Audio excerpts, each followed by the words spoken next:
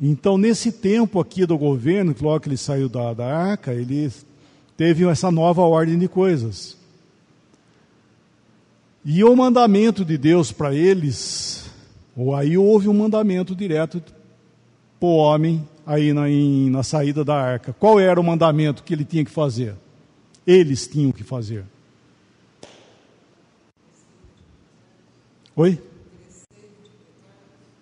Que mais? Crescer, multiplicar. E que mais? E encher a terra. Povoai a terra. Então eles tinham que se multiplicarem e encher a terra. E daí, o que eles fizeram? Já se organizaram nisso ou não? Foi um tempo curto, hein? De 427 anos só teve esse tempo aqui, ó. Essa era aí. O que eles fizeram? O que eles fizeram, meu irmão Luiz? Vamos lá, capítulo 11 de Gênesis. É bom entender um detalhezinho aí, que nós lemos agora há pouco o capítulo 9 de Gênesis, que não é sair da arca, e nós estamos indo agora para o capítulo 11, para ver que eles não obedeceram. Só que nós devemos entender que o capítulo 11, na verdade, é o capítulo 10, e o capítulo 10 é o capítulo 11, tá? Então, a distância do capítulo 9 para o capítulo 11, na verdade, é curto, porque, na verdade, ele é o 10. Eu estou dizendo isso por causa do versículo, capítulo 10, versículo 5, por exemplo. Por esses foram repartidas as ilhas das nações nas suas terras, cada qual segundo a sua língua, segundo as suas famílias entre as suas nações. Segundo as suas línguas, não fala aí, não? Então, mas já tinha tido Babel já aí ou não? Ainda não. Então nós vamos ler agora o que vai acontecer no capítulo 11, né? Vamos lá, ler o capítulo 11, versículo 1 em diante, por favor. E era toda a terra de uma mesma língua e de uma mesma fala. E aconteceu que, partindo eles do Oriente, acharam um vale na terra de Sinear e habitaram ali. E disseram uns aos outros: Eia, pois, façamos tijolos e queimemo-los bem. E foi-lhes o tijolo por pedra e o betume por cal. E disseram: Eia, edifiquemos nós uma cidade e uma torre cujo cume toque aos céus, e façamo-nos um nome, para que não sejamos espalhados sobre a face de toda a terra. Então desceu o Senhor para ver a cidade e a torre que os filhos dos homens edificavam, e disse: Eis que o povo é um, e todos têm uma mesma língua, e isto é o que começam a fazer, e agora não haverá restrição para tudo o que eles intentarem fazer. Eia, desçamos e confundamos ali a sua língua, para que não entenda um a língua do outro. Assim, o Senhor os espalhou dali, sobre a face de toda a terra, e cessaram de edificar a cidade. Assim aconteceu a confusão das línguas. Por isso que eu disse que no capítulo 10, na verdade, ele está trocado, porque ali fala das divisões das línguas, porque lá no capítulo 10 ele está mostrando como é que eles saíram, cada um foi para um canto, né? E então, o capítulo 11, ele está narrando o que aconteceu. Então, eles deram na planície de Sinear, e eles se ajuntaram todos ali, e fizeram uma torre. Logicamente, essa torre não é, quando eu falo de tocar o céu, não é uma coisa de ignorante, vão fazer até tocar no céu, não é? Eles não eram burros desse jeito, de achar que ia tocar o céu. É de fazer um centro que o nome do homem fosse toda a atenção. Por isso que ele fala: façamos célebre o nosso nome. Ou seja, o homem ia ser o cume do mundo, é o homem que ia tocar o céu. E isso foi um absurdo, né? Era o homem querendo... Bom, isso na verdade é o que o homem sempre quer, né? Ele quer ser o célebre no mundo, é ele, não Deus. Então, eles acharam que podia fazer isso. Se ajuntaram, falavam, no capítulo 11, fala que eles falavam a mesma língua, né? Fala interessante, eles falam... Como é que fala o versículo 1 aí? Ele fala que falavam mesmo... Interessante, parece que está falando a mesma coisa. Mas por quê? Porque realmente eles não apenas falavam a mesma língua, mas eles tinham os mesmos propósitos. É isso que fala aí. Por isso que repete, dá a impressão que está repetindo, né? Chovendo no molhado, mas não é isso. Ele está falando que eles tinham a mesma língua e tinham a mesma forma de pensar. E eles quiseram fazer o quê nessa união? Fazer com que o homem fosse o centro das atenções, e não Deus. E eles, eu não sei qual que era a multidão que tinha nessa época, né? Mas nós vemos que todos se ajuntaram ali. E Deus, na sua sabedoria, espalha eles, através do quê? De línguas. Dá idiomas ali. Então eles estavam juntos, e naquele dia veio o Senhor e batizou língua neles. Então um grupo de pessoas, famílias, passaram a falar alemão, grego, hebraico, japonês, e assim foi. Cada um entendia, se ajuntaram, pegaram e foram embora, segundo os propósitos de Deus, atravessaram oceanos, mas não sei como que fizeram isso que eu achei interessante, né? Saíram e foram embora e fizeram aquilo que Deus falou que eles tinham que fazer, na marra. E Deus batizou aqui não somente a língua, o idioma, como as suas características de pessoas também. Dividiu famílias. Por isso que nós vemos os traços das pessoas.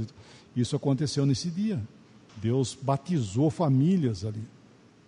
Entende?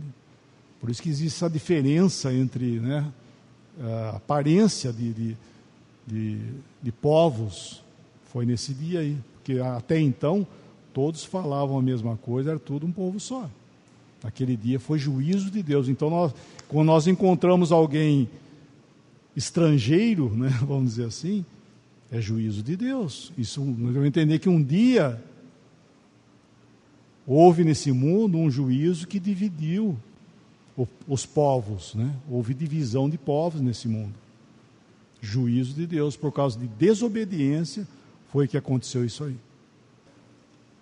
Então nós devemos entender que a palavra Gênesis quer dizer o quê? A palavra Gênesis. Gênesis. Princípio. Né? Então o livro de Gênesis contém tudo aquilo que nós temos hoje aqui. Você quer saber o porquê dos porquê? Vai em Gênesis, você vai encontrar tudo lá. Então nós estamos vendo algumas coisas aqui, então em Gênesis.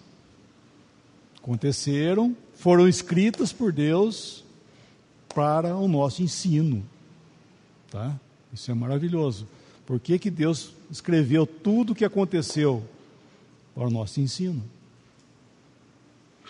E isso, da inocência de Adão, criado, Eva, é a mesma verdade. Assim como um dia aconteceu o dilúvio nesse mundo, assim como um dia aconteceu as línguas nesse mundo, que são realidade diante de nós, um dia Deus criou o homem à sua imagem e semelhança.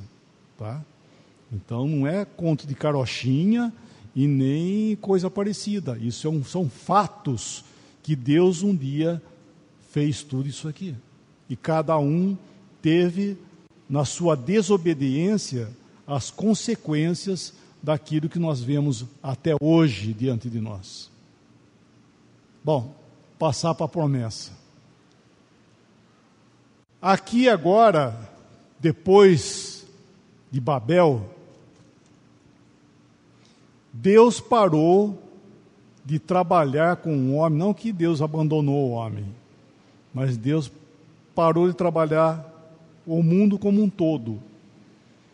Ele pega e vai estabelecer um propósito que ele teve. Ele chamou um homem para tratar com ele. Quem foi esse homem? Abrão. Abrão morava lá na Mesopotâmia, lá em Ur dos Caldeus. Deus chamou ele do meio da idolatria para fazer dele uma grande nação. Qual seria essa grande nação? Israel. Então, desde o chamamento de Abraão, nós vemos que toda a história agora, na palavra de Deus, está relacionado com Israel, tá? Isso é muito importante, irmãos, nós entendermos isso, porque o que empesteou de doutrina no cristianismo, misturando promessa, misturando lei com a graça de Deus, é terrível, terrível, né? Porque, aliás, o sistema cristão, né, o terreno, o sistema cristão, na verdade, ele é hoje uma imitação das coisas que eram pertencentes a Israel. Né? Hoje, o que é uma igreja? Hoje, uma igreja é um templo, né? São paredes, é um templo, onde existe lá nesse lugar um altar, no qual nesse altar vai uma pessoa ou pessoas ali, assim denominadas, escolhidas por Deus, para ser representante diante de Deus pelos homens. Isso é Israel. Aqui sim, na lei, quando Deus escolheu um lugar para habitar o seu nome, que foi Jerusalém, foi feito um templo lá, que Deus mandou fazer. Um templo do qual existia lá dizia o santo, o santíssimo, né? E no lugar santíssimo existia um lugar lá, onde tinha a arca, o propiciatório, do qual um homem só, uma vez por ano, ele entrava lá, que ele era o sumo sacerdote, para fazer expiação, para levar o sangue da expiação, para ser o representante diante de Deus pelos homens. Por isso que se chama sacerdote. Sacerdote é aquele que representa o povo diante de Deus. Isso é um sacerdote. E o profeta é aquele que representa Deus para o povo. É falando em nome de Deus para o povo. E o sacerdote fala a Deus em representação do povo. Então são duas coisas distintas. E o sistema cristão quis fazer isso igual. Fazer templos, fazer todos os costumes que havia em Israel, né? Aqui na lei. Bom, mas aqui, na promessa, Deus chamou Abrão para fazer dele uma grande nação. Abrão saiu, foi para a terra, ficou ali morando em tendas. Daí ele teve Isaac e depois teve Jacó. 2 filhos. Só que nesse tempo, no início, Deus disse para ele que ele teria um filho, que seria o filho da promessa. Quem que era o filho dele? Filho da promessa. Como é que chamava o filho da promessa? Isaac. E daí, ele ficou tudo certinho, bonitinho ou não? A sequência, estou falando de sequência, né? Que é Abraão, Isaac e Jacó, né? Então, mas ali quando Deus tinha prometido Isaac, e nós vemos que ele falhou nisso, por causa de Sara. Ele dá Agar, Sara dá Agar para que ele tenha filho, para a escrava. E ele tem um filho que foi Ismael.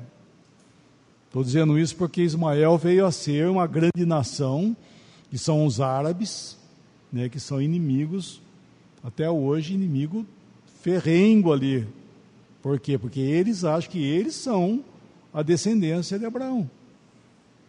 Que os direitos da bênção de tudo é para eles. E a palavra fala que é para Isaac. E eles ficaram morando na terra da promessa, aqui, todos eles andaram ali na terra, viveram na terra da promessa, sem, todavia, tomar posse dela, porque eles estavam vivendo, entendendo que Deus tinha algo muito mais, pela fé, estavam vendo que Deus tinha algo muito mais do que isso, que realmente é uma figura do milênio.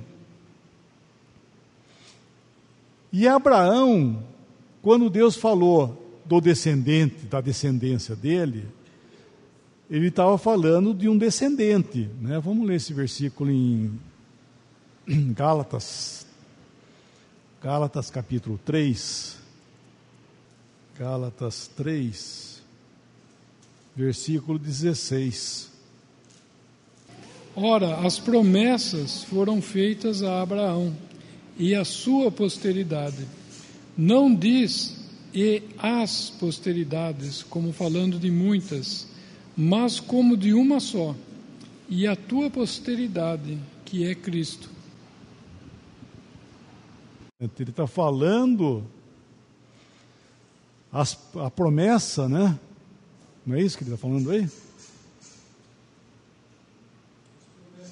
As promessas foram feitas a Abraão e a quem? A outra versão fala, não é a sua descendência, é o seu descendente. Mas não aos seus descendentes, assim ao seu descendente, não é isso? Você tem aí? Não, então é aos seus descendentes. Não, lê. Como se falando de muitos, mas ao seu descendente. Ao seu descendente. Quem que é o descendente? Quem que é o descendente? Que é o Cristo, né? Ou seja, quando Deus falou das promessas, Ele estava falando que as promessas foram feitas ao descendente dele. A um, não falando de como falando de muitos, falando de um, que é Cristo. Então isso é maravilhoso, né? Porque nós devemos entender que quando o Senhor esteve aqui nesse mundo, Ele, vamos chamar assim, Ele era o vaso das promessas. Entende? Todas as promessas que foram feitas era para Ele. Era aquele homem, ele era o portador, era o vaso, né, onde vão dizer que tudo estava ali, ó. Era o Senhor. Por isso que quando ele fala aos judeus aqui na sua arrogância, né? Nós somos descendência de Abraão. Ele fala, se vocês fossem descendentes de Abraão, vocês me amariam. Por quê? Porque era ele, né? Ele era a fonte, ele era o vaso de bênção, sem ele não ia ter nada. Né? Tirasse ele, tudo isso ia ficar vazio, sem nada, não é verdade? E eles não entenderam isso, eles não viram, não conseguiram ver que aquele homem era o vaso de bênção deles. Mas os propósitos de Deus, logicamente, sabia que ele tinha, né? E isso ia acontecer com ele, a rejeição e a morte, o cortado, né? Ele será cortado como? Pela morte na cruz. Então tinha que haver isso aí. E para Abraão, Deus falou duas coisas quando falou da promessa. Ele falou para Abraão, vai à areia do mar e olha a areia do mar. e conta os grãos, se é que podes contar. Assim será a sua posteridade. E depois ele fala: olha para o céu e veja as estrelas, e conte-as, se é as que pode contar. Assim será a sua descendência. De Abraão, do seu descendente, sairia duas posteridades, uma terrena e outra celestial. Então nós vemos, hoje nós olhamos para trás e vemos isso. Entende? Hoje nós olhamos para trás e vemos que quando Deus falou isso, estava falando da posteridade celestial e da terrena, Israel e a igreja. Então isso é maravilhoso, né? Que a necessidade, né, da bênção, né, do abençoador, estava todo concentrado nessa pessoa aqui. Tanto para Israel, como para nós também. Todo o cumprimento das coisas celestiais e da terrena, era necessário que houvesse essa pessoa aqui, que foi Cristo, que viesse o descendente. Aí em Gálatas mesmo, capítulo 4, versículo 4, por favor, ele fala algo interessante, né? Mas vindo a plenitude dos tempos, Deus enviou seu Filho, nascido de mulher, nascido sob a lei, para remir os que estavam debaixo da lei, a fim de recebermos a adoção de filhos. O nascimento de Cristo, de Jesus nesse mundo, é segundo os propósitos de Deus, como cumprimento também da promessa desde Gênesis, quando Deus disse para Eva que um descendente dela iria pisar a cabeça da serpente. Então, quando ele nasceu de mulher, por isso que fala em Gênesis, aí no capítulo 4, versículo 4 de Gálatas, que vindo a plenitude dos tempos, Deus enviou seu filho nascido de mulher. Não é? E é bom lembrar isso aí, que ontem saiu o assunto lá, nós estávamos falando, né, de que ele não tinha o gene do homem, coisa e tal. Não é porque nós estamos falando por isso que eu estava tentando ser claro no sentido que ele está falando ali da criação, entendeu? Que o Senhor Jesus não tinha o DNA, vamos chamar assim, do pecado. Não que a relação entre José e Maria passou a ser pecado quando eles tiveram relação. Entendeu? Isso não deixar bem claro, porque às vezes eu penso que Jesus nasceu de Maria, isso porque a irmã, eu não consegui falar com ela depois, infelizmente, porque o assunto vai se diversificando, falou que Maria é uma mulher pura. Entendeu? Eu fiquei na hora, não sei se ela estava querendo dizer que a relação sexual se torna uma pessoa impura. E por ter relação sexual, vem o filho, então ele nasce por causa desse pecado. Isso é catolicismo. Você está entendendo o que eu estou dizendo? Não é isso que está falando aí. Entendeu? Ele está dizendo que foi nascido de mulher, por quê? Porque não tem a descendência do pecador, do homem. Não que o fato como é feito é pecado. Entendeu? Isso é catolicismo. É achar que a relação sexual é pecado. Então, por isso que a pessoa nasce pecador. Porque isso é uma doutrina terrível. Entendeu? Então, nós vamos entender que esse versículo está mostrando aí que o Senhor Jesus não tinha a descendência, como todos os homens, como um pecador.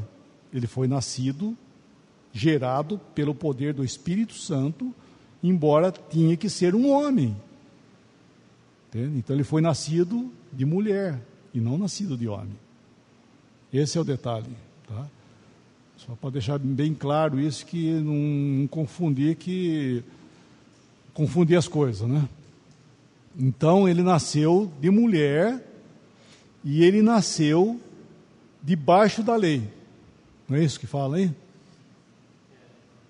Não é isso? Nasceu sob a lei. Para que ele nasceu debaixo da lei? Olha que interessante. Ou seja, olha, a lei passou a ser um algoz para o homem.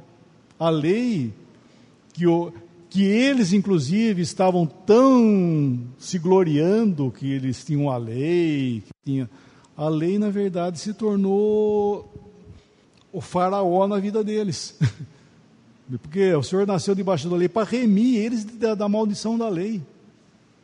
O cara estava embaixo da lei, era só juízo. Então, o nascimento do Senhor Jesus, ele nasceu sob a lei, porque ele podia, por aí, remir, através da morte, remir o homem que estava debaixo da lei. Chegar mais perto, vai.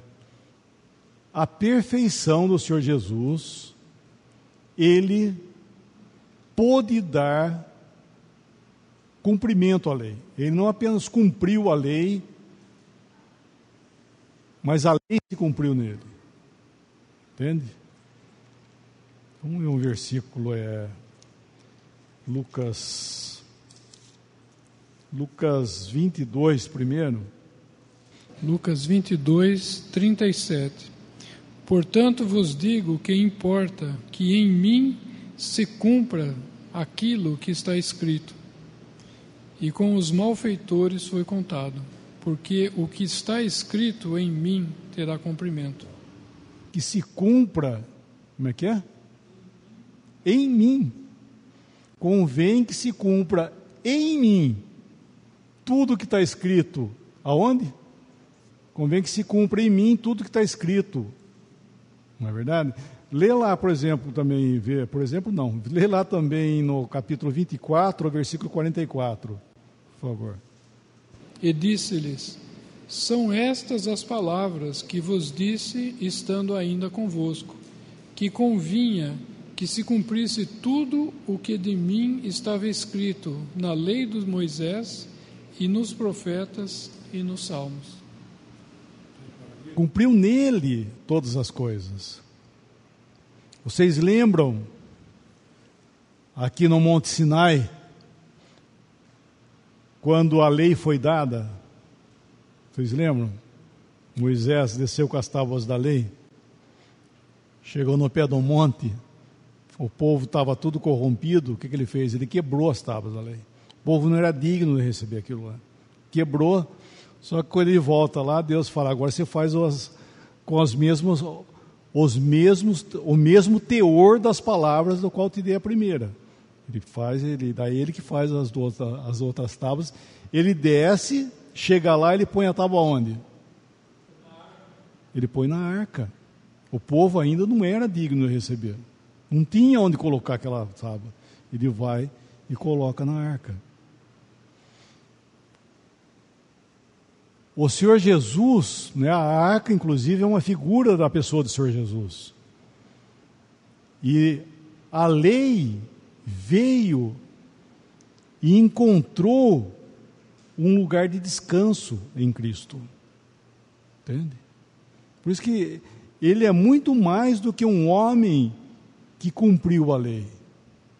A lei achou lugar nele. E ele veio dar cumprimento a tudo que estava escrito na lei. Convém que se cumpra em mim tudo o que está escrito na lei de Moisés, nos profetas e nos salmos.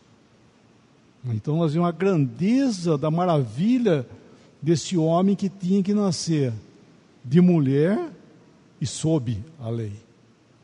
Para que a lei tivesse seu cumprimento, para que ele pudesse resgatar aqueles que estavam embaixo da maldição da lei. Por quê? Porque por obediência, esse homem, ele era para ser plenamente abençoado. Nem a lei, como nós falamos ontem, na lei era para dar vida. Se ele não tivesse dado a vida dele, ele estava vivo até hoje. E a lei dava todo o respaldo a esse homem, porque ele era perfeito. Só que ele, o Senhor Jesus, ele deu oportunidade, por assim dizer, à lei, de cumprir a maldição da lei nele. Entende? Então ele vai à cruz para receber a maldição que a lei determinava. Maldito aquele que for pendurado no madeiro. Ele foi lá para ser alvo de maldição, coisa que ele não era merecedor disso, mas ele se fez maldição. Então isso é maravilhoso, né? Que ele deu todo o cumprimento à lei, em todos os aspectos, nele. Por isso que ele diz, se cumpra em mim tudo o que estava escrito na lei. E após ressuscitado, quando ele fala isso para eles, ele fala ainda que convinha que se cumprisse nele tudo o que está escrito na lei de Moisés, no Salmo e nos profetas. Só que o que ele estava dizendo ali, que ainda não acabou. Porque a palavra profética vai até o fim. Ele estava indo embora, como ele disse aos discípulos, né, depois de ressuscitado, que ele ia embora, só que ia ter continuação ainda.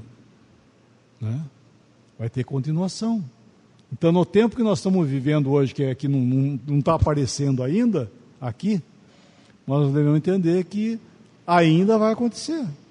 Tudo que está escrito acerca do Messias, do Cristo, ainda vai ter cumprimento. Convém que ainda se cumpra nele tudo o que está escrito. Né? E uma das coisas que está escrito acerca dele são as glórias dele.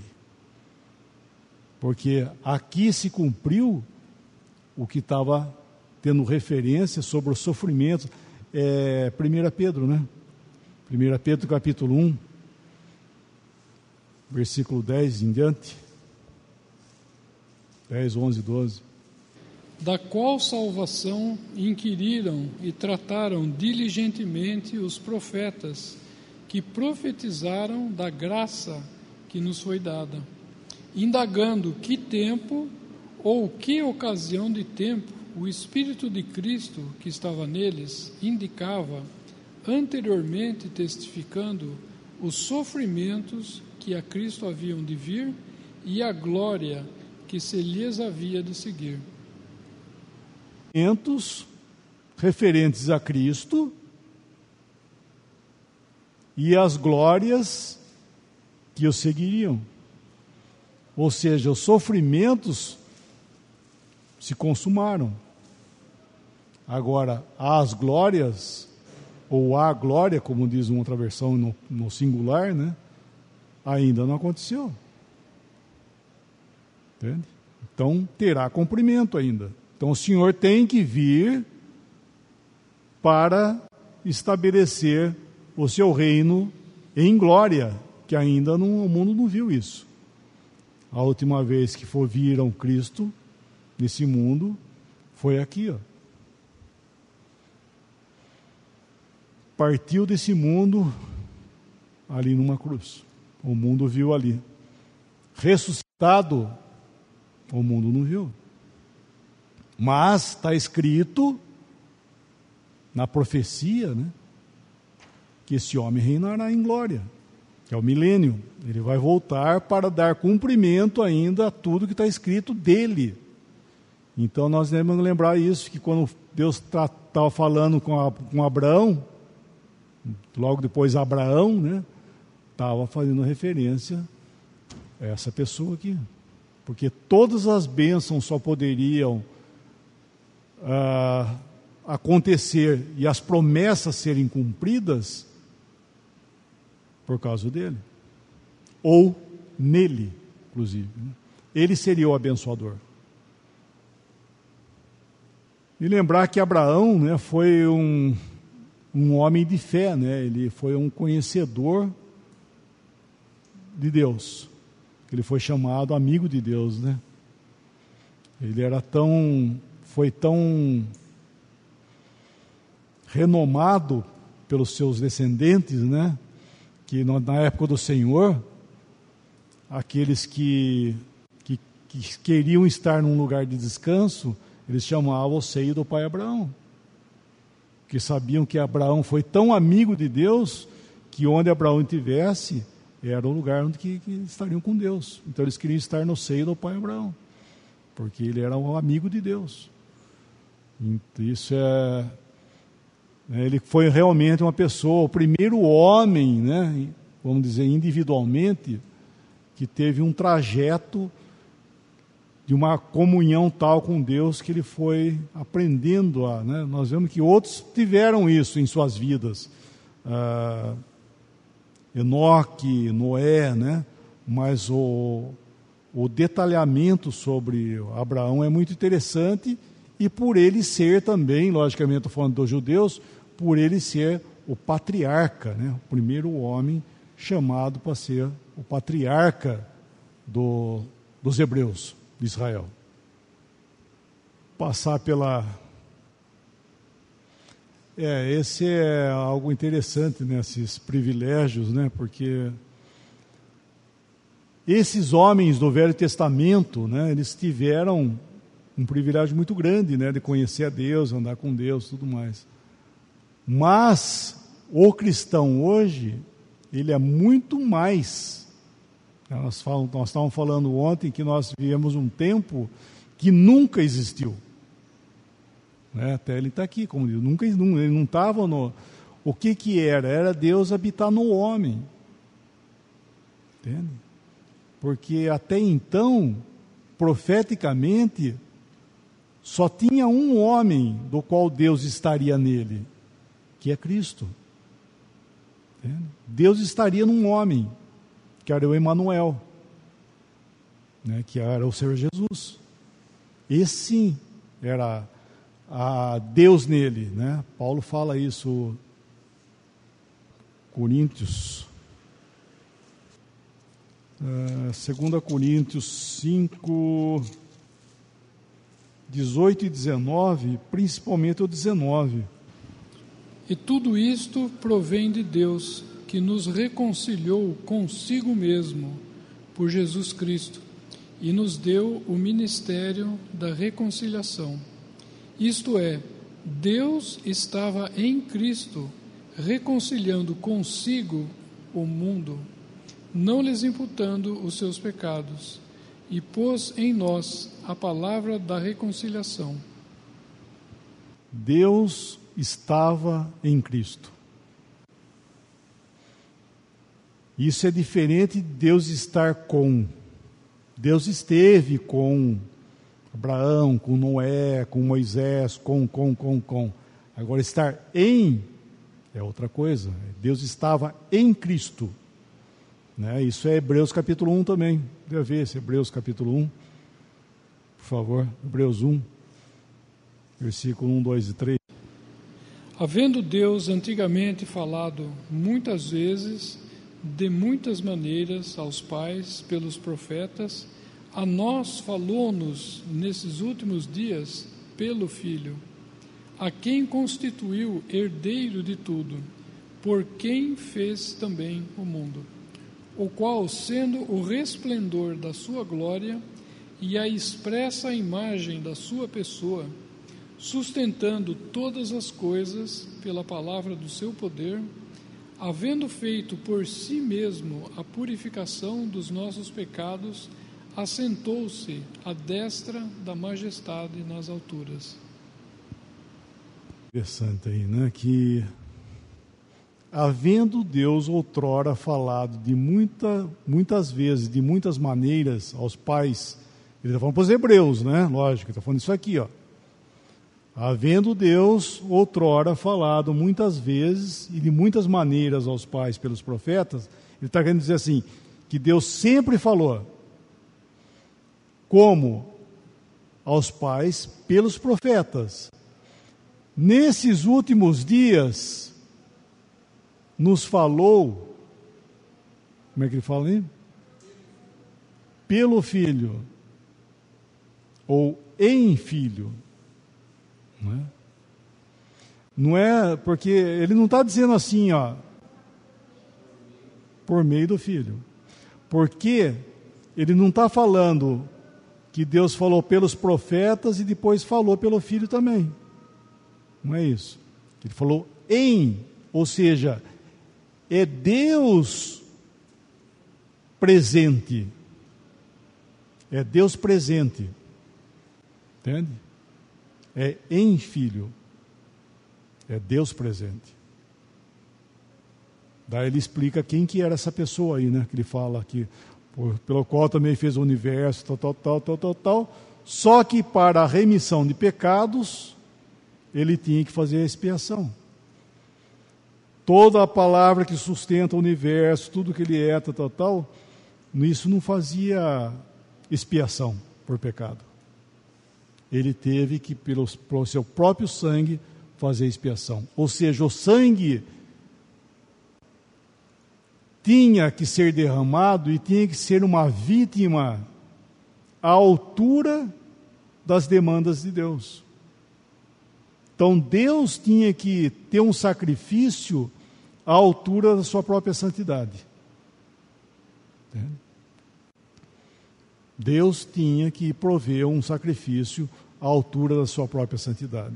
Então isso eles fazem isso em comum acordo. Por isso que os propósitos de Cristo vir a esse mundo para morrer é algo que eles já conversaram na glória. É um assunto já conversado lá na glória. Entende? Não é algo que aconteceu, o homem caiu aqui, então correram atrás. Não é isso. Já sabia. Entende? Eu acho que João 17, né? 17, versículo 1. Evangelho de João 17, 1. Jesus falou assim, e levantando seus olhos ao céu, disse: Pai, é chegada a hora.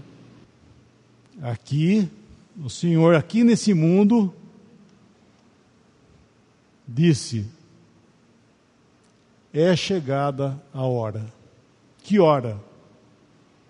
Uma hora da qual eles conversaram aqui. Chegou a hora. Uma hora da qual eles já tinham conversado lá nos tempos do passado. E tinha que ter seu cumprimento para que aqui todas as coisas pudessem estar de acordo com a santidade e a glória de Deus. Então, a morte expiatória de Cristo é muito mais daquilo que toca a nós. É muito bom, né, nós entendemos que o Senhor Jesus morreu por nós. Nossa, isso é maravilhoso, entendermos isso. Que o Senhor morreu por nós. Lógico, é o nosso Salvador, a nossa bênção. Mas nós devemos entender que o Senhor Jesus morreu para a glória de Deus, primeiramente. E esse homem aqui viveu para a glória do Pai e morreu para a glória de Deus.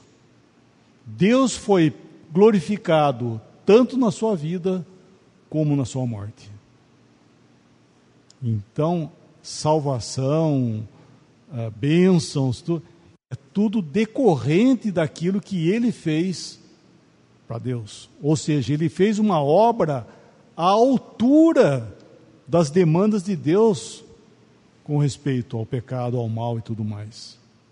É muito mais do que ele ter apenas, que é uma grande, não estou dizendo que não é nada, mas é muito mais do que ele ter morrido por nós. Ele morreu para Deus. Isso é maravilhoso, é a altura daquilo que Deus, que nós não conseguimos entender isso.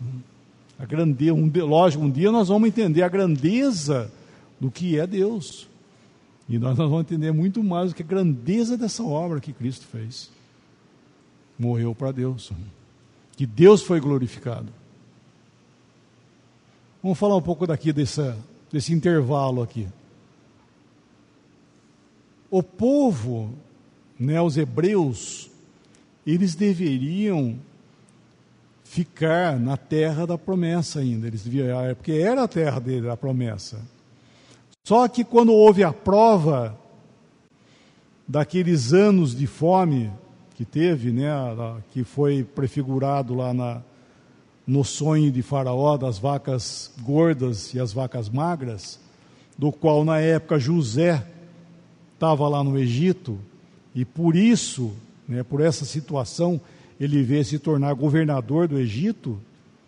Nós vemos que nessa época aqui, eles foram morar lá no Egito. Jacó desceu com a família toda e foram morar tudo lá, e ficaram lá, na terra de Gósen, né? Gósen, né? Ficaram morando lá, que era a melhor parte do Egito. José deu para eles morarem. Mas não era para ficar lá. E ficaram. Eles tinham que sair, não era o lugar deles ali. Eles tinham que ir lá, os propósitos de Deus não eram no Egito. E eles ficaram lá. Daí o que aconteceu? Veio a escravidão. Levantou um outro faraó. Vamos ler esse versículo, é Êxodo, capítulo 1. Êxodo, capítulo 1. Êxodo, capítulo 1, versículo 8. Depois levantou-se um novo rei sobre o Egito, que não conhecera a José, o qual disse ao seu povo: eis que o povo dos filhos de Israel é muito e mais poderoso do que nós. Eia, usemos sabiamente para com ele, para que não se multiplique. E aconteça que, vindo a guerra, ele também se ajunte com nossos inimigos e peleje contra nós e suba da terra. Esse levantou um rei que não conhecia a José, não é assim, que levantou um rei que não conhecia José. Ô José, tudo bem? Não é isso que ele está falando. Não é uma pessoa que não tinha amizade com ele, não é isso. Que levantou um rei que estabeleceu no Egito uma nova dinastia. Entende? É um outro reinado, é outro tipo de reino. Porque no tempo de José, nós vemos que José estabeleceu uma dinastia no Egito. Eu não sei qual que era o rei na época de José, do qual José foi o seu substituto, né, para governar, né? E quando José tomou posse do trono, ele falou que ele fizesse tudo aquilo que ele fosse o governador. Então José estabeleceu uma dinastia no Egito. E é a dinastia do Egito, nessa época, pelo menos que eu lembro do estudo, né, que eu estudei, que foi a época de maior prosperidade, tanto territorial como monetária, no Egito. Foi nessa época de José. Por quê? Por causa devido à vaca magra, às vacas magras, todas as vizinhanças lá padeceram por isso também.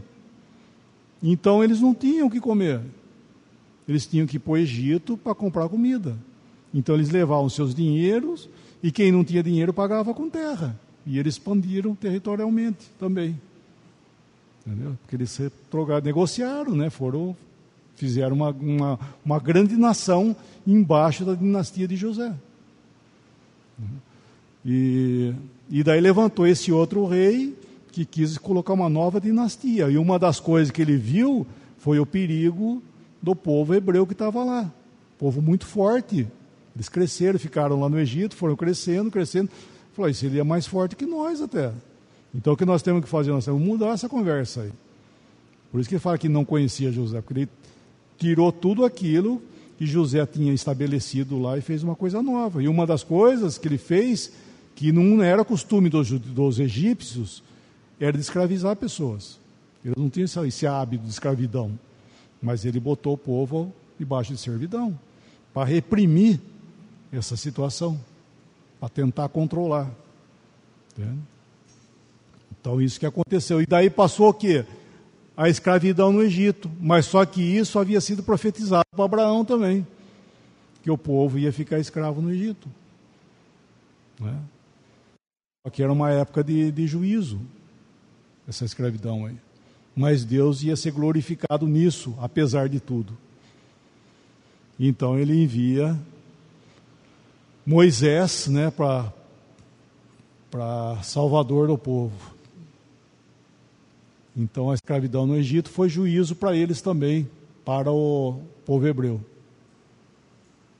E Moisés, nós sabemos a história de Moisés, né, que hebreu, que foi criado no palácio de Faraó, né, que a filha de Faraó pegou ele para criar. A filha de Faraó pegou para criar aquela criança, e ele passou os seus primeiros 40 anos criado na corte, né, toda a sabedoria e ciência do Egito. Só que daí ele foge, devido a ele ter matado aquele egípcio, ele foge e vai viver lá na terra dele. Deu? Então tá bom.